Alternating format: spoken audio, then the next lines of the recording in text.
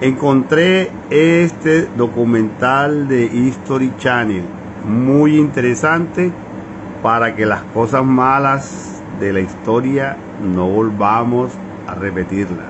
Es una joya. Que es el ascenso de la extrema derecha, muy ligada al narcotráfico, al poder. Es lo que nosotros llamamos el uribismo. El uribismo proviene de Álvaro Uribe, enemigo declarado de las FARC, que pronto se convertiría en presidente. Un hombre que empezó su carrera política en los años 80 en su región natal, Antioquía, cuya capital es Medellín, la ciudad del cártel. Volvamos al ascenso de Álvaro Uribe. Por sus investigaciones sobre el pasado de Uribe, el periodista Nacho Gómez ha recibido premios internacionales de investigación e innumerables amenazas de muerte. Por hacer la investigación que mostraba la existencia de un helicóptero del presidente Uribe en el laboratorio Tranquilandia. Entonces, pues, desde ahí vienen las amenazas. Y el hoy presidente de la República era en 1984 el dueño de un helicóptero que fue encontrado en el laboratorio de cocaína más grande jamás descubierto en la historia del narcotráfico. Mientras el presidente Álvaro Uribe era alcalde de Medellín, Pablo Escobar desarrollaba con la población de Medellín un programa cívico-social que se llamaba Medellín sin tugurios, que en esos mismos barrios tenía campañas sociales la alcaldía, o sea que se mezclaban las acciones de la alcaldía y las donaciones de Pablo Escobar. Unas relaciones denunciadas por los servicios de información norteamericanos. Este es un documento confidencial de 1991 ya desclasificado y titulado Perfiles de narcotraficantes colombianos. En él se lee: Álvaro Uribe, senador, colabora con el cártel de Medellín al más alto nivel gubernamental y es amigo íntimo de Pablo Escobar, que ha financiado su campaña electoral.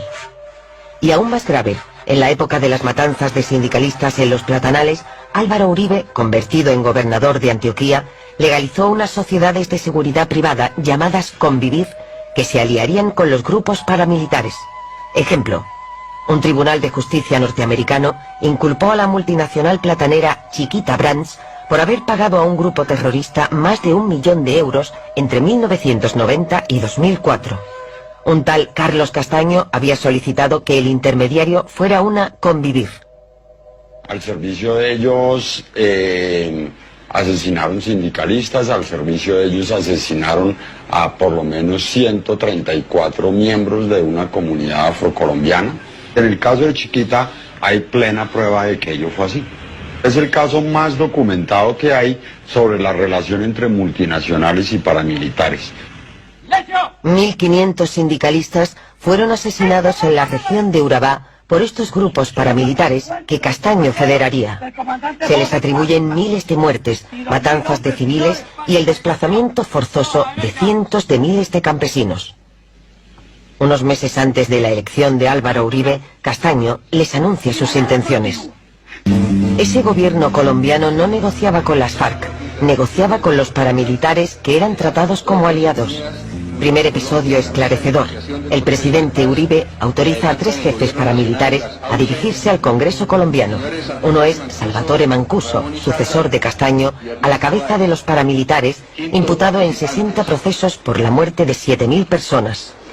Este proceso concita a construir los instrumentos jurídicos que permitan la salida digna de la guerra para todos los comandantes y combatientes de nuestra organización, también los privados de la libertad.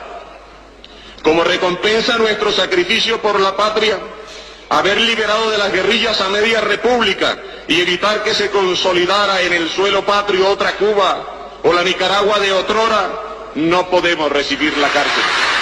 Hubo que promulgar una ley de desmovilización, clemente con Mancuso y los jefes paramilitares.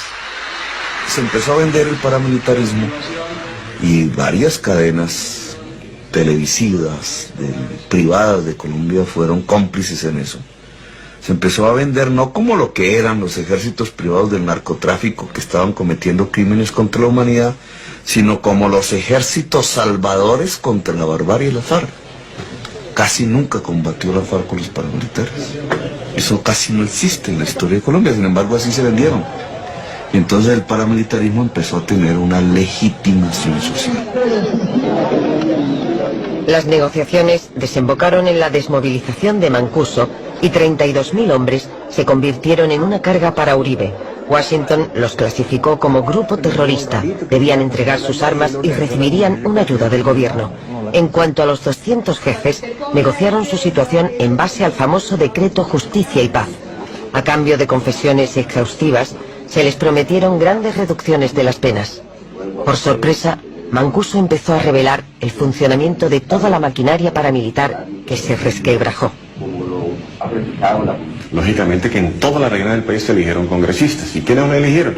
Esas poblaciones que direccionábamos directamente nosotros. Igual hacíamos también con alcaldes, igual se hicieron pactos para gobernación.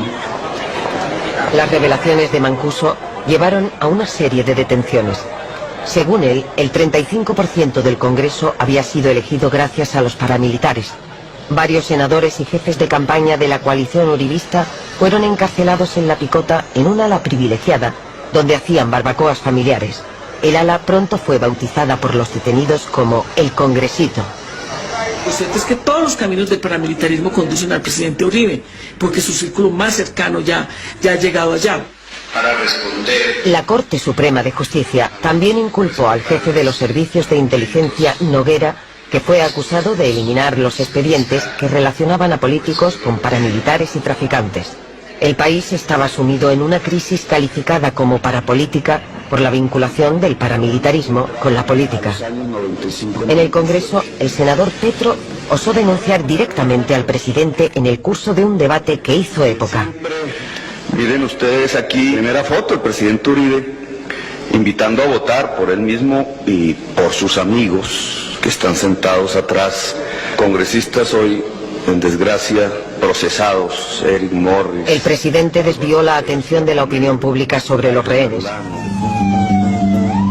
Una nueva operación militar de rescate acabó en una carnicería. 10 de los 11 diputados de Cali resultaron muertos.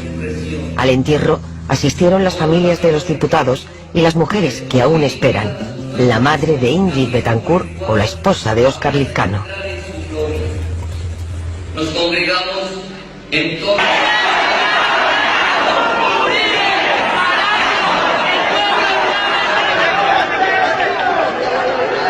Y después todo fue muy rápido. El escándalo de la parapolítica alcanzó al aliado más cercano del presidente, su primo, Mario Uribe.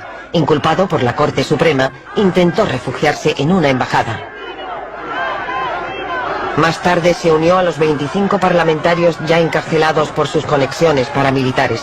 En total fueron 63 los inculpados. La crisis del Congreso había llegado a lo más alto y empezó la desbandada de las filas uribistas. Para callar al pueblo, extraditaron a Salvatore Mancuso y a los 14 grandes jefes paramilitares a Estados Unidos por sorpresa. Sus ordenadores desaparecieron y acabaron las revelaciones que le costaron tan caras al presidente.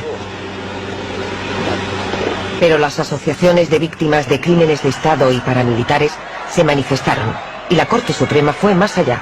Supuestamente el presidente habría comprado a parlamentarios para modificar la Constitución y obtener la reelección en 2006. Esa vez jugó su mayor baza. Ese mismo día el Tribunal Supremo abandonó las diligencias iniciadas sobre las condiciones de la reelección del presidente. Los rehenes habían salvado a Álvaro Uribe. 6 años de uribismo, decenas de periodistas, jueces y líderes indígenas y campesinos muertos. 1.700.000 campesinos expulsados de sus tierras y dolor por todas partes. 10.000 personas desaparecidas, 430 sindicalistas asesinados, miles de campesinos encarcelados, acusados de terrorismo y la selva llena de rehenes. Con el ex paramilitar Pablo Hernán Sierra, quien pues es uno de los testigos llamados a declarar en esta llamada